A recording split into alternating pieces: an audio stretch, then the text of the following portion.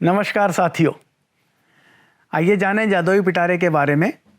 जादुई पिटारा एक ऐसा खेल है, एक ऐसा खेल का पिटारा है, खिलौनों का पिटारा है जो बुनियादी स्तर पर बच्चों के सीखने के लिए बहुत उपयोगी सामग्री की तरह उपयोग किया जाता है। इस जादुई पिटारे में और जितनी वस्तुएं रखी गई हैं उनके साथ साथ आप देख पा रहे हैं मेरे पास मेज पर कुछ ऐसी आकृतियां रखी हैं जिन आकृतियों पर वेलक्रो लगाया गया है। वेलक्रो का एक भाग खुरदुरा होता है और एक भाग थोड़ा सॉफ्ट होता है। ये जो खुरदुरे पार्ट पर सॉफ्ट वाला जो पार्ट है, जो मुलायम वाला पार्ट है, वो चिपक जाता है। हम देखते हैं कि ये जूतों पर, बच्चों के कपड़ों पर और कई जगह लगा होता है। इसी से ये खिलौना बनाया गए हैं। आप देखें कि इसमें किस तरह की आकृतियां हैं। ये जो बनी है आकृति, ये ठोस आकृति है जो वेलक्रो से बनी है और इन सभी आकृतियों का नाम जो है वो ठोस आकृतियां हैं। ये ठोस आकृतियां अलग अलग तरह की हैं। एक तो आप देख पा रहे हैं ऐसे डिब्बे की तरह की आकृति है जो थोड़ा लंबा सा ऊपर को गया है, या ऐसे रख देंगे तो भी एक तरफ को थोड़ा लंबा है। जिसमें इस तरह की भी आकृति है जो चौक के डिब्बे की तरह है, जिसके सभी किनारे लगभग बराबर हैं। हमारे पास इस तरह की भी आकृति है इसमें, जो आप देख पाते हैं कि ये रोटी की तरह है, किसी एक चकली की तरह है जो गोल है, और इसके साथ साथ गेंद की तरह की आकृति भी है। हम देखते हैं कि ये गेंद जैसी आकृति है और ये भी ऐसी बनाई गई है कि इस पर कोई भी दूसरी आकृति कहीं भी चिपकाई जा सकती है। बच्चे इससे खेल सकते हैं, इन आकृतियों को आपस में चिपकाकर। इसी के साथ इसमें दो तरह की और आकृतियां भी हैं, जिनमें से एक तो ये इस तरह की आकृति है जो शंकुआकार है, जो बच्चे अक्सर अपने आसपास देखते हैं। उनके जहाँ उपयोग हो सकती है, उनके जन्मदिन पर एक टोपी बनती है तो ये टोपी की तरह उपयोग हो सकती है, तो ये देखी होगी बच्चों ने ज़रूर। और एक इस तरह की आकृति जो एक ग्लास की तरह है, बॉटल भी ऐसी हो सकती है, ग्लास भी ऐसे हो सकते हैं। ऐसी बहुत सारी आकृतियाँ और इनके कुछ ना कुछ ज्यामितीय नाम भी हैं। तो वो ज्यामितीय नाम क्या हैं वो ज़्यादा इतना इम्पोर्टेंट इस स्तर पर नहीं है।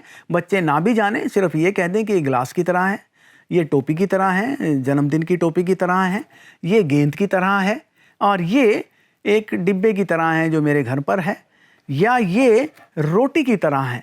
तो ये चीज़ें, या पिज़्ज़ा की तरह हैं जो बच्चे पिज़्ज़ा समझते हैं। तो ये बच्चे समझ पाएँ, देख पाएँ इन आकृतियों को और इनके ऊपर बातचीत करें। अब जानते हैं कि इनके उद्देश्य क्या हैं।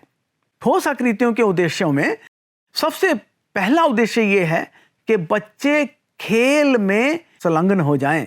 इसको आप बच्चों के सामने छोड़िए और बच्चे खेल खेल में इसका उपयोग करें, जो उनका मन करे बनाएं। अब जैसे हमने जब बच्चों के साथ काम किया तो बच्चों ने इस पर एक इस तरह की आकृति अक्सर सारे बच्चे बनाते हैं। आप देख रहे हैं ये आकृति कौन सी बन रही है, एक मानव की आकृति बन रही है। अब बच्चे से बातचीत करें कि ये क्या है, इसको ऐसा क्यों लगाया गया है, क्या इसकी जगह ये लगाया जा सकता था, नहीं लगाया जा सकता तो क्यों नहीं लगाया जा सकता, क्या होगा, हमने ऐसा ही क्यों किया। तो बच्चे अपने आसपास की आकृतियां देखेंगे, जैसे उनका अपना शरीर या दूसरे बच्चों का शरीर देखेंगे और फिर बताएंगे कि बाजू लगभग ऐसी होती है। तो बच्चे ये समझ बना पाएंगे कि कौन सी चीज़ें हम कहाँ लगाएं और क्यों लगाएं, किसमें क्या क्या गुण हैं, किसमें किन दो आकृतियों में किस तरह की समानताएं और विभिन्नताएं हैं, उनमें असमानताएं हैं। तो ये चर्चा जरूर बच्चे से हो। तो इसका पहला उद्देश्य मुक्त खेल है कि बच्चे इसको फ्री होकर खेलें। दूसरा उद्देश्य कि बच्चों के आसपास की जितनी शेप्स हैं, जितनी आकृतियां हैं, उनसे इन आकृतियों का मिलान करें।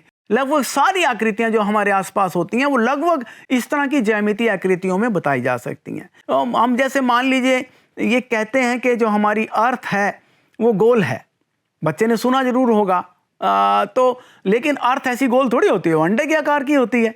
लेकिन अंडे को भी गोले जैसा ही रखा जा सकता है। शुरू में बच्चे अगर ये भी समझते हैं, उसको भी गोल कहते हैं, इसको भी गोल कहते हैं, तो कोई ज़्यादा परेशानी वाली बात नहीं है। तो एक तो ये, दूसरा ये कि बच्चे इन्हीं आकृतियों में आपस में संबंध देखें, किस तरह से ये एक दूसरे से मिली जुली हैं, क्या समानताएं हैं इनमें। ये आकृति देखिए, इसकी जो ये वाली भुजा लंबी है और ये वाली भुजा छोटी है, लेकिन इसकी सारी भुजाएं बराबर हैं। आप इधर देखेंगे, इधर देखेंगे, इधर देखेंगे, सारी भुजाएं बराबर हैं। तो हम ये कह सकते हैं कि बच्चे विभिन्न आकृतियों में जो समानताएं हैं और जो उनमें विभिन्नताएं हैं वो देख पाते हैं। समानताएं विभिन्नताएं देखना इसलिए उपयोगी हो जाता है कि ज्यामिति सीखने के लिए या अपने आसपास की जो शेप है, जो जितनी आकृतियां उनको दिखाई देती हैं, उन सभी आकृतियों के बारे में उनकी जो बारीक समझ है वो बना पाए। बारीक समझ से मतलब है कि वो ये समझ पाए कि ये कितनी भुजाओं से बना है, इसके जो तल है वो कैसा है, क्या इसका तल ये फिसलने वाला है या इसका तल इसको रोल करने वाला है। मैं अगर ऐसा धक्का दूं तो ये रोल करेगा, और अगर ऐसे इसको धक्का दूंगा तो ये फिसलेगा। और ये रोल क्यों कर रहा है, इसका तल कैसा है, क्यों रोल कर रहा है, ये कैसा है। तो बच्चे ना तल को देखकर ही बता पाएंगे कि अगर मैं बच्चों से पूछूं कि इसका क्या होगा, ये कहां से रोल करेगा, तो बच्चे बता पाएंगे यहां से ये रोल है, अगर ऐसे डालेंगे तो रोल करेगा, और अगर ऐसे इसको धक्का देंगे तो ये फिसलेगा। तो ये जो चीजें हैं ये बच्चे समझ पाएंगे। समानताएं जो भी आकृतियों में हैं उनमें विभिन्नताएं, अपने आसपास की आकृतियों को देखेंगे और सबसे बड़ा उद्देश्य इसके साथ खेलेंगे। बच्चों ने खेल खेल में इस तरह की आकृति बनाई, तो अब चर्चा करें कि ऐसी आकृति क्यों बनाई, क्या इसका उद्देश्य है, आपने कैसा क्या सोचकर इसको यहाँ लगाया, इसकी जगह दूसरी कोई चीज लगा देंगे तो क्या होगा, क्या गाड़ी घूमेगी या नहीं घूमेगी, क्या ये गाड़ी बनी है या क्या बना है। तो बच्चे अपनी बातचीत करें। बच्चे इस सारी जो सामग्री है इसका एक मुख्य उद्देश्य ये भी है कि बच्चे आपस में बातचीत करें, आपसे बातचीत करें। जब बच्चे अपनी बात कहने के लिए तत्पर होते हैं, अपनी बात कहते हैं, तो उनकी जो भाषाई क्षमताएं हैं वो भी बढ़ती हैं। तो इस पूरी शेप को एक और अंत में मैं ये कहना चाहूँगा कि ये सारी की सारी शेप्स ऐसी हैं जो आप खुद बना सकते हैं। आप ये वेलक्रो आसानी से सब जगह मार्केट में मिल जाता है, तो आप वेलक्रो लीजिए और अंदर की शेप जो है मिट्टी की बनाइए, लकड़ी की बना लीजिए, जैसा आपके पास उपलब्ध है, और बाहर ये शेप लगाकर और ये वेलक्रो लगाकर अपनी अपनी बनाइए। हर बच्चे के पास अपनी एक सामग्री होगी। तो अब आप इसको बच्चों के साथ खेलिए, खिलाइए और बच्चों के साथ आनंद लीजिए और बच्चों के सीखने सिखाने की प्रक्रिया को आनंदमयी बनाइए।